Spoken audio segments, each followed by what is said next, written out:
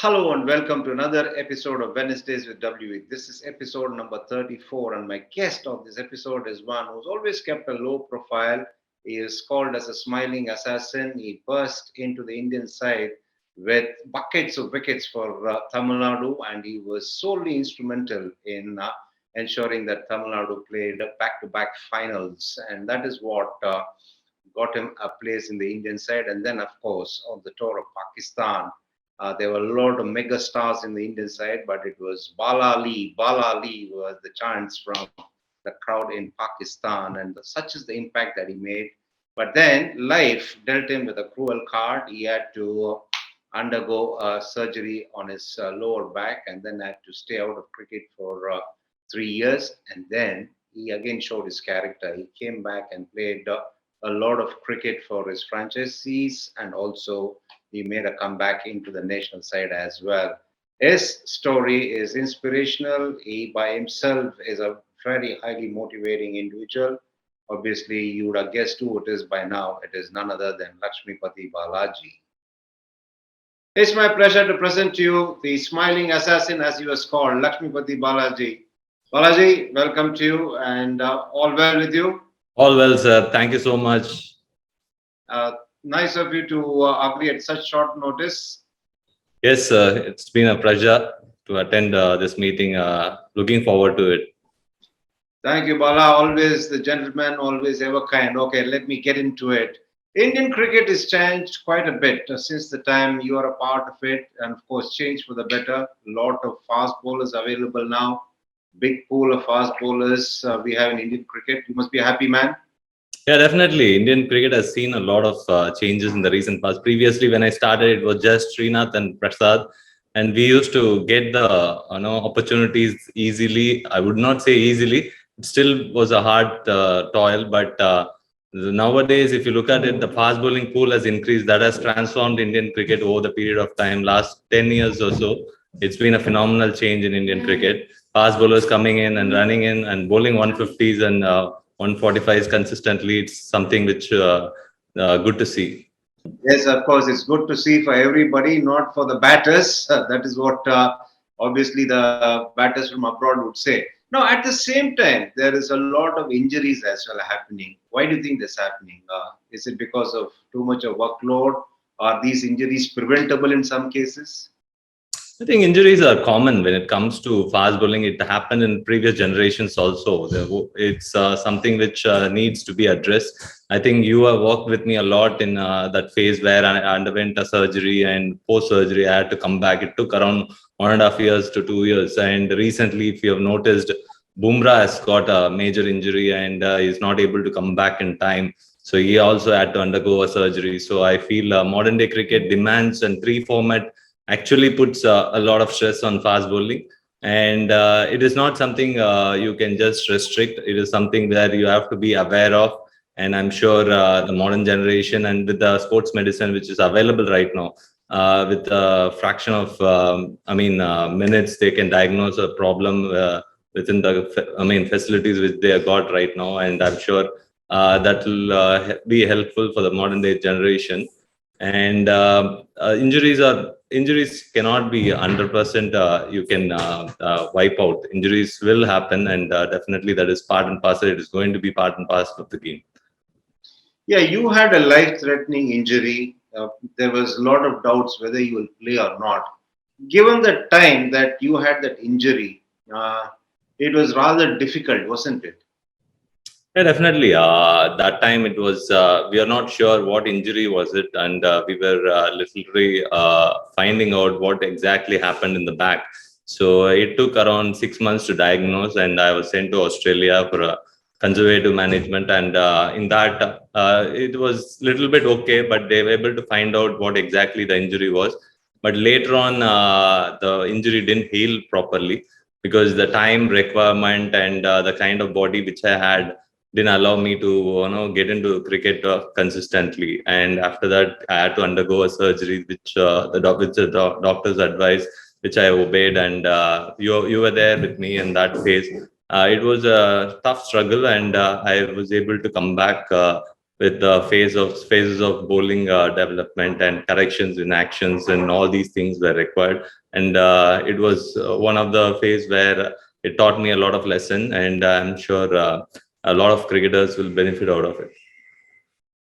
Yeah, it took almost 2 years. First the diagnosis, then the surgery, then the rehab, 2.5 years. How frustrating was it for you? Definitely, 2 years out of cricket is something which I never experienced. I mean, nobody would experience that, and it's something which is hard to keep yourself occupied. Always being on the field, it suddenly something stops you or pauses you, and suddenly it will give you a little bit of, I mean, doubt in your mind whether I will be able to continue with the sport or not. It's something which kept me a little bit in doubt, but luckily I had a good supporting team which included you, and with the help of your support, and sports medicine team, Vijay Ranawat from England, who is my surgeon, and Ramji Srinivasan, of course, from Chennai, who has helped me a lot in that 2 years phase to make me a little bit I mean, made my comeback a little bit easier. It's a long journey, but I was able to do it, and it is not something which I would like to see again in any upcoming fast bowler. Yeah, for others to understand better what you went through, I'm sure that you would not want anybody else to go through the similar thing in their careers. Now, talk us through about the emotional trauma, the sleepless nights you had. I had many sleepless nights because the pain was excruciating pains which I used to experience, and sleeping was a tough thing because I was not able to sleep in one pattern. I used to upside down. I used to keep rolling in the bed, and suddenly wake up in the midnight and keep walking. And sometimes breathing used to be a struggle. And all these things, because back muscle, back bone is something which is very much connected to overall lifestyle, and I mean day-to-day life's need. I mean, from there, it was like emotionally very draining. I would say it's not that easy for me to get into kind of understanding where a lot of doubts creeped in, and a lot of doubts of my career, because there's something in cricketer's life is uncertainty, which happens when injury comes. Suddenly you take it back with the kind of doubt where whether you will able to lead the life consistently or not. When you were starting to resume cricket after the surgery and the rehab, you must have been more hopeful than confident, isn't it? Because it's such a huge injury at that time. Yes, when I got to know that I had a stress fracture, I thought it's a normal injury where it takes few weeks, but it ended up making me miss cricket for 3 years, and that is one huge aspect which I was able to travel in that phase, and I was very much confident that I will able to bowl again. The bowling part, which is very important for me, because I love to bowl. At any given point, I love to hold the ball in my hand and run and bowl. So in that phase where I could not hold the ball, we used to try tennis ball cricket, and we used to try a lot of other stuff, lightweighted aspects, light energy aspects, which helped me a lot. And it was one case where emotionally it was draining, and after that, slowly I gained confidence with the back. Even though surgery had happened, the rehabilitation was not that easy. We have to do everyday video analysis, and every day we have to check the action whether it is counter reacting or not. So all these things were draining, but it was in the end it was enjoyable kind of I mean end. Yeah, it was a good end. We'll talk about all the aspects one by one. But suppose, pause now. Suppose you were not able to play cricket after that. What would have been life like for El Balaji? Just let your imagination I cannot run wild. imagine, because my studies stopped when I started cricketing. I mean, a cricketing career. I mean, put a pause on my studies. I didn't finish any graduation or anything, because my house is full of, my family is full of graduated people around, and a lot of engineers around. And I would be definitely sitting in a corner where I would be thinking, what next? So somehow I would have found. I mean, something probably in the field of cricket, I would have found, myself in some place, I think. The IPL in 2008, when it started, was a godsend for you because it is a case of you bowling 4 overs and fielding 20 overs. It would have given you that bit of extra confidence that you needed at that time. Yes, IPL was a big booster when it comes to 2008, when exactly that time I was coming back, and it was very important for me because there was no international. Straight away you cannot play international, but something equivalent to international cricket, which happened, which we all were very lucky to have that time. 2008 was a season where I got an opportunity to play for. The IPL game against Delhi Daredevils. I represented CSK, lucky enough to get an opportunity there. And it was something that was an eye opener for me because IPL is almost equivalent to an international standard of cricket. So I felt that this is a better place to test my skills and body, where whether I will be fit enough to grow from there or not. Yeah, naturally, you had a little bit of doubt, in fact, a bit of fear as well, because 20 overs format, the bowlers are going to be conceding runs. But that hat trick, the first hat trick of IPL, settled everything, didn't it? Yes, definitely. In second match, I got a hat trick. First 7 matches, I didn't get a chance to play. Yes, I was waiting for eagerly waiting to get an opportunity there. And first 7 matches, I have to wait. And CSK is one team where they try some experienced bowler, and normally the experience comes into play. So I got an opportunity in the second half and second match where I had to come up with some performance because it was very important that season for CSK because we need to qualify with wins in the second half. So luckily, I got an hat trick in Chepauk against Punjab Kings 11. It was a phenomenal moment. It paid a lot of price when it comes to what hard work I underwent and what hard work I took in the last 3 years. And more than me, the supporting team, including you and Vijay and Ramji, were more happy to see me bowl again in my best. And that was one phase where I felt like yes, the doubts were cleared, and I could manage to play. That gave me a confidence to play for international cricket as well.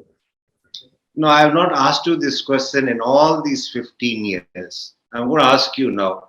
Did you sign the contract for CSK that year, 2008? Yes, Because you were not sure whether to sign. You said you just play.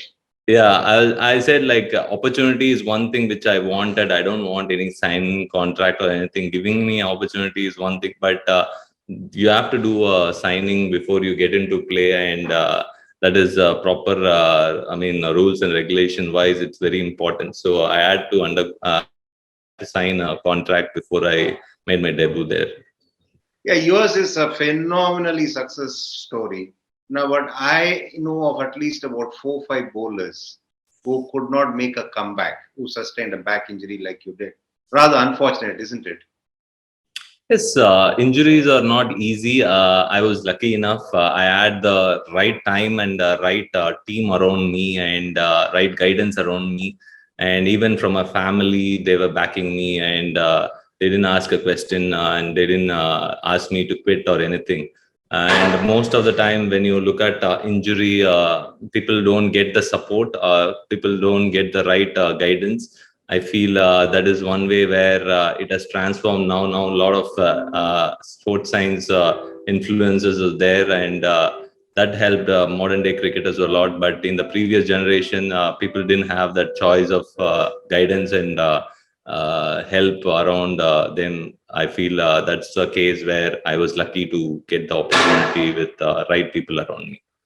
During your career, you played under a lot of good captains, fantastic captains, in fact.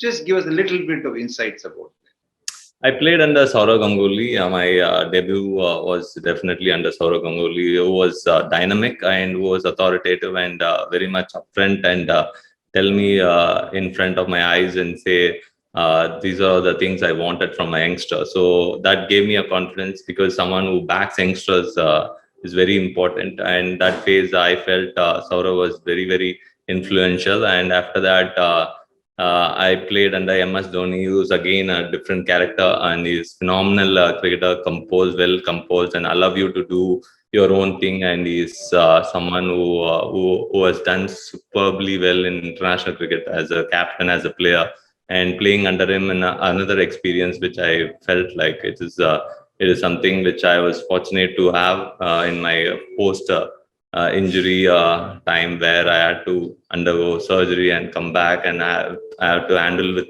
somebody who understands fast bowling. So MS Dhoni, someone who's very much calm and composed, but still communicate with you where what he exactly wants you to do, and that too leadership has helped me a lot in my creating journey. You took up a coaching role once you stopped playing cricket. Enjoyed it?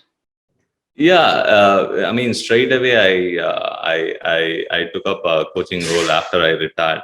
In fact, it was previously it was coach cum player in my first season for Tamil Nadu, and then I had to take a full time coaching. So I enjoyed thoroughly. Coaching is something which helped me a lot, and something where I can transform. I had undergone a lot of things, ups and downs in my career, and experiences. A lot of good, and as well as something which I can help the youngsters not to get into. Somewhere like I felt like coaching has helped me to transform my energy into the next generation is very important. So I enjoyed it thoroughly. Of course, you will be a phenomenal inspiration to the younger crop of bowlers. Now, as a bowler, how does one adapt to this T20 format? Please tell me. So it's difficult, sir. It's difficult. T20 format is something where you need to have emotionally balanced, and I'm sure you don't have much quantity of balls to experience yourself out there. You have limited number of balls. Every ball is an event, and every ball dictates the outcome of the match. So what you have to understand is, yes, each format differentiates. Each format gives you an opportunity to perform, and perform at the requirement of what the format you are playing. So I feel T20 is one format. Yes, some days will be very hard. It's only, I would say it's 60-40. You cannot have 100% or 80% success rate in T20 as a fast bowler. End of the day, you have the ball in your hand, and think about what you know the best, and that is what I feel. Keeping it simple is very important. Take the game into what you like to do, and T20 format is something which is very challenging according to me, and because of the runs which is scored at a pace, and which the batsmen are now playing all around the ground, and sometimes you will be left alone, and I feel bowler needs to be aware of a lot of things, and keep it simple is very important. Taking the pace off is something everybody talks, coaches, commentators, anybody and everybody. But tell me, how much of an ego issue is this to a fast bowler? Because a fast bowler would like to bowl fast. Yes, as a fast bowler, you are determined to bowl fast. That is one thing which you're born and brought up with. Trying to bowl fast is one thing which you normally like to do. But sometimes that will be a double-edged sword. Sometimes bowling fast in some wickets in India is not as easy as you like to experience, because sometimes you have to vary the pace. Sometimes you have to have a new dimension in your bowling. Adding variations is very important according to me, and because that sets a little bit paces that creates pressure to the batsman, where he is looking at a predetermined kind of a stroke making, where I feel changing a variation is very important. What are the changes that you have seen in the IPL since 2008? Because you had several roles, interestingly, because you played yourself and then you become a coach and now you are a broadcaster now and then. So, what are the changes that you see? I think the opportunities wise, it's phenomenal, sir. I think nowadays you get around 250 cricketers getting an opportunity in one event is something which is phenomenal to witness, and previous generation never had that luxury. And yes, professionalism has come in, and being part of why I say professionalism is when you are taken in a IPL team, you are expected to do well. There is nothing short of it. I'm sure modern day cricket, where a lot of young cricketers are turning into professionals at a very young age. At the age of 18, 19, they are able to get that kind of a mindset where they had to survive with what they know the best, and they have to give their best to live up to the expectation, because there is nothing short of that. I feel the transformation which happened in the recent past is the game has gone very quicker and faster, and one needs to adapt quickly, and one needs to be in that same boat where they have to, if they have to survive, they have to be adapting quickly along with the game. You had a nightmare of an injury and you overcame it. What will be your recipe for workload management? Is there something that you can do to prevent injuries in terms of workload? I'm not a great fan of workload management, to be honest. Yes, modern day science gives you a lot of data and details where workload management needs to be done. Previous generation has done it a lot with a lot of bowling, and I feel it's a balance, very important balancing. If you don't bowl, also you will get injury. If you bowl a lot, yes, of course, you know the overused muscles and joints will get into problem, but I feel it's a balance. One needs to, the individual needs to identify. One likes to bowl a lot. I've seen Zaire bowling a lot in the nets, and he never followed any workload management. He always kept himself fit and survived around 90 odd test matches. But that is depends from one body to another body. I feel workload management is something where it needs to be balanced, one according to the individual needs. Now that you become a coach, Bala, some unusual actions are likely to create injuries. Would you tell bowlers with unusual actions to modify their actions to prevent injuries? If injury is one aspect which you're looking at, if action creates that kind of a load to your body, then definitely get into some correction, because otherwise don't touch the natural action. Let that be natural, and let that be as it is. If injury happens, definitely you need to intervene, sir. That is when coaching comes into play. That is when good quality coaches comes into play. I feel I was lucky. My action was not helping me to continue sport, so that I had to do alternative. I mean, side of things where I need to change my action a little bit so that the stress is less. So in that way, it needs to be identified individually, not with one way thinking where you just take the note of book textbook kind of thing where you identify action you need to correct on its own. So I feel it's individual. When the player injures, or is there any opportunity for him to get injured, then you just intervene as a coach. Given the relationship between action and injury, now, do you think in hindsight your injury could have been prevented? It's tough to say, Zara, because yes, coaching sometimes helps you to prevent right body wise. You need to be equipped enough to bowl that speed at a consistent years. So over the period of time, you will be getting into some sort of injuries. I feel hindsight, yes. If I had the team before I made my debut for India, I would have definitely extended my cricketing career, because I had the right people around me, and helped me a lot in the phase where I was underwent a surgery and everything. If I had got that team a bit earlier, I would have extended my international career much better. Training is another aspect that is important to fast bowling, and there are a lot of methods that are debated as far as training is concerned. Brett Lee, for one, says don't lift too much of weights.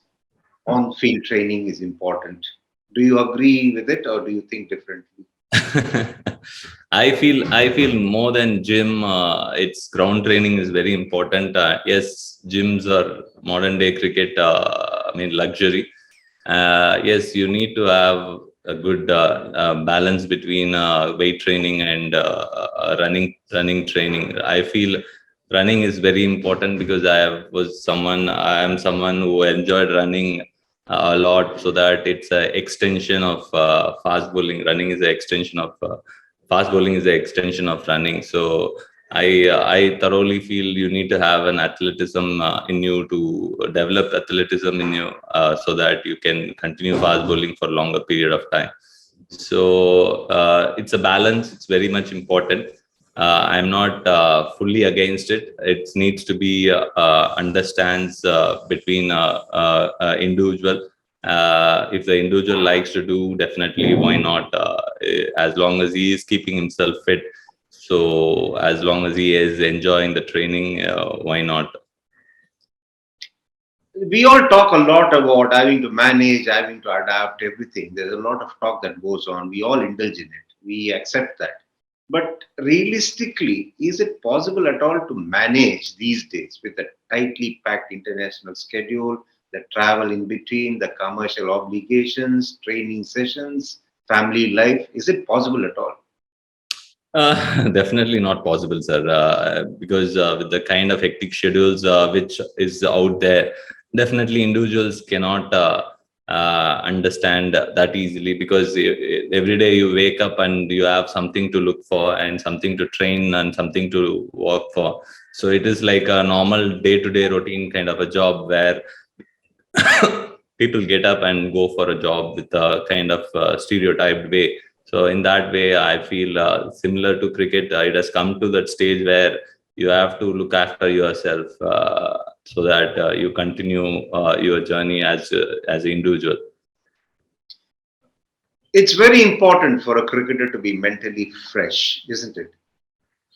Very important, sir. Very important, because of so much things are happening, social media, and there are a lot of things are happening. It is something which actually affects mentally a lot, because you are constantly into the screen, into some screen or another.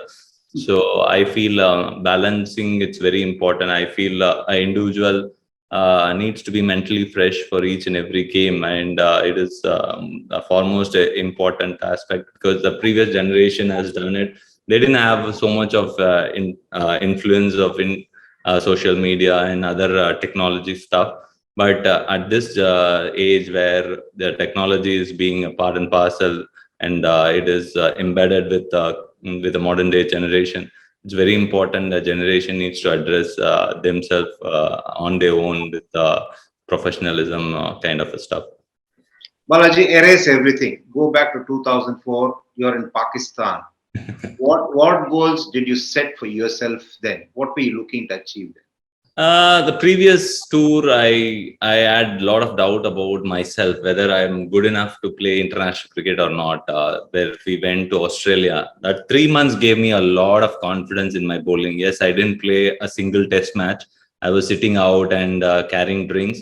But that 4 months and 3 months of experience where I was left alone and asked a lot of questions in my room, where when will I get a chance to play cricket again. Then luckily Pakistan tour happened after that for me, because I was eagerly waiting for an opportunity. I was hungrier. I was very much looking for cricket, and Pakistan tour was one thing which I felt I was ready, and the tour happened, and I was able to live up to the expectation. Yes, performance wise, as a bowler wise, I was raised above my limitation, and it surprised me as well, because I never used to bowl outswingers. I used to always straighten the ball off the wicket. So suddenly I started developing outswingers in that too. So it helped me to gain the recognition, and when it comes to the fast bowling. And it the one tour where it was historical, definitely for Indian team's perspective. It was historical kind of a tour where we end up winning both one dayers as well as test cricket. So it was something which I cherish throughout my life, the experiences which I had in Pakistan. You were so popular in that country. If you had contested in an election, you would have won hands down, wasn't it? not not like that, sir. It was something which I never experienced. Yes, the popularity. I was surprised to see many of the Indian team members were making fun of it and making me saying that you should stand in an election year and all that. But I was too young to understand. I was 21. I was too young to understand what's going around, and I was lucky. I was lucky to get that kind of a recognition where outside the country, you got that recognition and you got the crowd cheering for you. It's something very special for me to cherish throughout my career. Very modest and always self-effacing. Now, I know you are a very positive individual. Does the thought ever occur to you? If only I did not get injured. Does it occur to you? Yes, to be honest, I would say yes. If I had not got the injury, because I was at my peak. I got my rhythm and I understood a little bit of my bowling. I was maturing at the right time and got to know how exactly to plan a wicket and everything. And setting up a batsman, and at will, I was able to bring the ball in and out, and I was bowling at a very good speed as well. So it did got me into thinking there where yes, the injury did happen at the wrong time for me, because I was at my peak, thinking as a cricketer, mentally, physically, as well as my tacticality wise. I was able to I mean, be there at a very high time, and where injury happened at a wrong time. But still, if you look back on it, if you take the overall picture and reflect on it, you've created history in that nobody before you and after you have had an injury that you had and gone on to play cricket, and that too at the top level. You must be proud of it, isn't it? Yeah, very proud, sir. Because I never thought I would be able to. Still, every day there is a chat between me and my surgeon. Still, he's saying your screws are still not old. The screws which I had, they have put in my back during the surgery, and 8 years after surgery, and something which gave me a lot of, fulfillment, where I feel yes. I was able to make a comeback, which a lot of people didn't have that kind of a luxury. I was able to make a comeback and play cricket for 8 years. Playing cricket is the most important thing for me. And whether it is international, whether it is domestic, bowling is my far most important aspect in my day in, day out schedule. So, which I was able to do it again for 8 years is something which I was very fortunate to have. Your basic nature as an individual and what you ended up doing on the field are two different sides of a coin. How did that happen? I don't know, sir, because of my background of family. I don't know. I just go quietly and sit in the room and read books and other things, watch videos, which is very informative. So otherwise, I'm totally different off the field. On the field, when ball is in my hand, one thing I'm very sure that the transformation of myself comes into different individual. So ball in my hand is something which I always liked. Off the field, I'm very quiet and calm and go low profile life, which is something which I really what I am. People used to say that you have to be a little bit come out of your comfort zone and everything, but I'm enjoying what I am right now. A word of advice to aspiring fast bowlers. It's not easy to stay the course. I would say be very aware of what is going around, because very important to be aware, because knowing your body is very important.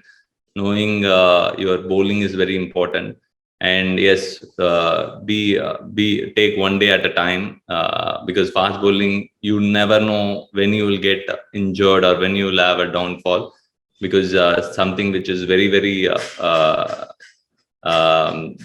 pertinent, where a fast bowler will undergo some body wise or physically, there will be some demanding days. So I would say be very aware of things where you are in control. Of course, Balaji, no better person than you to tell the youngsters a word or two. as to how to go about things. Still updating and upgrading yourself with the latest in technology? Yes, sir. I'm very much like myself. Like to read. Like to be in that kind of something which I like to do. Technology wise, yes, I'm little updated recent past. That is something which I cherish, and that is my hobby as well. Well, Bala, thanks a lot. As usual, it was a delight and a pleasure to talk to you, and I'm sure all the viewers will benefit immensely listening to your career and also about how you overcame all the obstacles in your life. Thanks a lot. Thanks a lot, sir. Thanks a lot to. That was Lakshmipathy Balaji talking us through his careers, his travels, his tribulations, his success, and all the hard work that he had to put in. And of course, he once again showed what a great soul he is when he said that he would not wish even his enemies of what he went through with his back injury and the frustrating period that he spent in his life. However, there are a lot of lessons for everybody to be learned from what he said. I'm sure you enjoyed the chat. And as I always say, for those who are joining us for the first time, log into the handle of Sportstar YouTube. You can catch up with all our earlier episodes. I'm telling you now, each one of them is got a whole lot of lessons for all of us. Don't miss it. And also subscribe and like the channel and press all the buttons that there are for you to press. And for those who have been with us and who have ensured that this has been a phenomenal success all these weeks, please communicate with us and tell us what it is that you'd like to see in the future episodes, because your views and what you think is far more important to us than what we actually think that we are capable of doing. And as I always sign off, until I catch up with you next week, stay safe and be good.